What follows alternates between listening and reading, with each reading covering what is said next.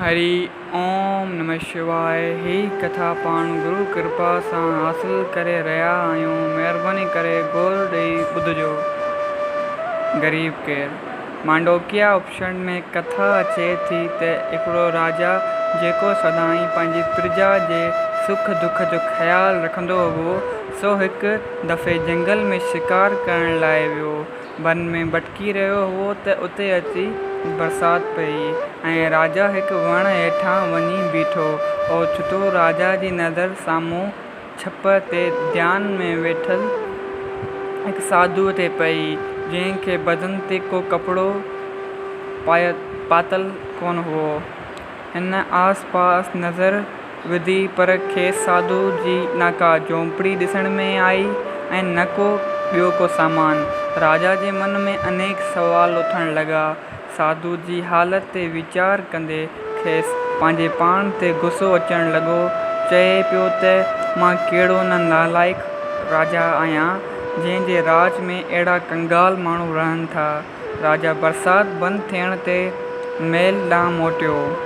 उते पहुचंदे ई हिन नौकर अथां 25 गेनियूं सोन जूं साधुअ जे शेवा में मोकिलियूं।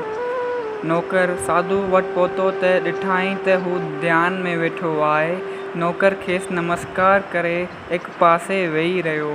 साधु जॾहिं अखियूं खोलियूं तॾहिं नौकर 25 गेनियूं अॻियां रखंदे पंहिंजे अचण जो कारण ॿुधायो। साधु मुस्की चयो त राजा खे वञी चयो त कंहिं ग़रीब खे ॾेई छॾे। नौकर मोटी राजा खे अची अहवालु ॾिनो। राजा सम्झियो त साधुअ खे 25 गेनियूं थोरियूं लॻियूं आहिनि। हिन 500 गेनियूं ॾेई वरी नौकर खे साधुअ वटि मोकिलियो। हिन दफ़े बि साधु साॻियो ई जवाबु ॾिनो। नौकर अची राजा खे साधु जो साॻियो जवाबु ॿुधायो। राजा सम्झियो त शायदि इहा रक़म बि थोरी आहे ऐं नौकर हथां मोकिलण करे बि शायदि साधु पंहिंजी बेइज़ती सम्झंदो हुजे। इन करे 5000 गेनियूं ॾेई वॾे वज़ीर खे साधु वटि मोकिलियाईं।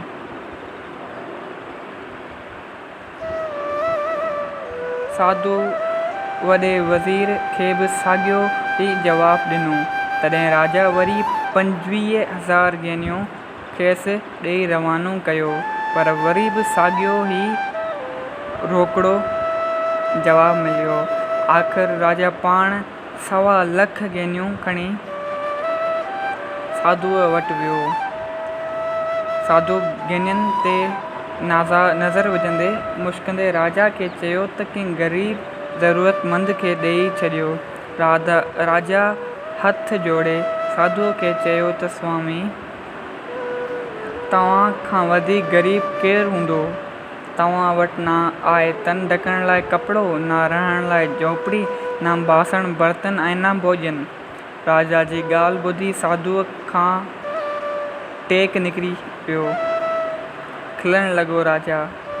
हिन चयो त महाराज, हक़ीक़त में मां राजा आहियां।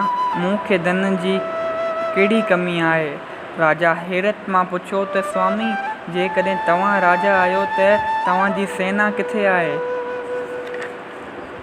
साधुअ चयो त राजाउनि खे डपु थींदो आहे, इन करे हू सेना रखंदा आहिनि, पर असांखे कंहिंजो डपु कोन आहे। पोइ मूंखे सेना जी कहिड़ी ज़रूरत? राजा पुछियो त स्वामी जी, राजाउनि वटि खज़ानो हूंदो आहे, तव्हांजो खज़ानो किथे आहे? साधु जवाबु ॾिनो त डप जी बीमारी सबबु राजाउनि जो धन ख़र्च थींदो आहे, इन करे हू खज़ाना रखंदा आहिनि। मूंखे न डप जी बीमारी आहे ऐं न सेना जी ज़रूरत आहे, न मुंहिंजो को ख़र्च आहे। पोइ तूं खणी ॿुधा त मूंखे खज़ाने जी कहिड़ी ज़रूरत आहे? ऐं छेला खज़ानो रखां? राजा ख़्याल में पइजी वियो। खेसि परेशानी में पियल ॾिसी साधु मुरकी चयो त महाराज, मूं वटि हिकु कीमिया आहे। कीमिया चवंदा आहिनि केमिकल खे। उन सां जंहिं वक़्तु चाहियां तंहिं वक़्तु हिन पहाड़ खे सोन बणाए सघां थो। हाणे तूं ई ॿुधा त मूंखे कहिड़ी ॻाल्हि जी कमी आहे। राजा उहो ॿुधी साधूअ खे नमस्कार करे मोटियो, पर संदसि मन कंहिं कम में कोन थो लॻो राजा जो। सोचणु लॻो त कंहिं नमूने साधूअ खे ख़ुशि करे खेसि उहा कीमिया हथु कजे, उहो केमिकल हथु कजे ऐं उन सां 10-20 हज़ार मण सोन बणायो वञे, जीअं मां दुनिया जो वॾे में वॾो राजा थी सघां। हिकु ॾींहुं राति जे वक़्तु राजा घोड़े ते चढ़ी अकेलो ई साधूअ वटि आयो। साधूअ खेसि राति जे वक़्तु अचण जो सबबु पुछियो। राजा खेसि पंहिंजे मन जी मुराद ॿुधाई। साधूअ खिली चयो त महाराज ॿुधा त हाणे ग़रीब केरु आहे, घुरण तूं आयो आहीं या मां? राजा चयो स्वामी मूंखां भुल थी, बेशक ग़रीब त मां आहियां। तव्हांजी महिमा अपार आहे, हाणे कृपा करे मुंहिंजो दिलि घुरियो टामू सोन बणाए ॾियो। साधू खेसि चयो त मां सोन तोखे ज़रूरु ठाहे ॾींदुसि, पर उन में कुझु वक़्तु लॻंदो। तूं डेली मूं वटि ईंदो कर। राजा डेली साधू वटि वञणु लॻो ऐं साधू खेसि आत्मज्ञान जूं ॻाल्हियूं ॿुधाईंदो हुओ। हिकु साल अंदरि ई राजा आत्मज्ञानी थी वियो। संदसि सभई वासनाऊं ख़्वाहिशूं मिटिजी वियूं ऐं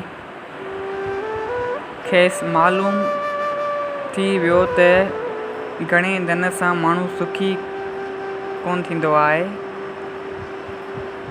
हिकु ॾींहुं वेझ वठी साधू राजा खे चयो त तूं 10,000 मण टामू हिन पहाड़ी ते गॾु कर त उहो सोन बणाए ॾियां। राजा साधू जे श्री चरण कमलनि ते किरी पियो ऐं चयाईं त स्वामी जी हाणे उन जी का ज़रूरत कान आहे।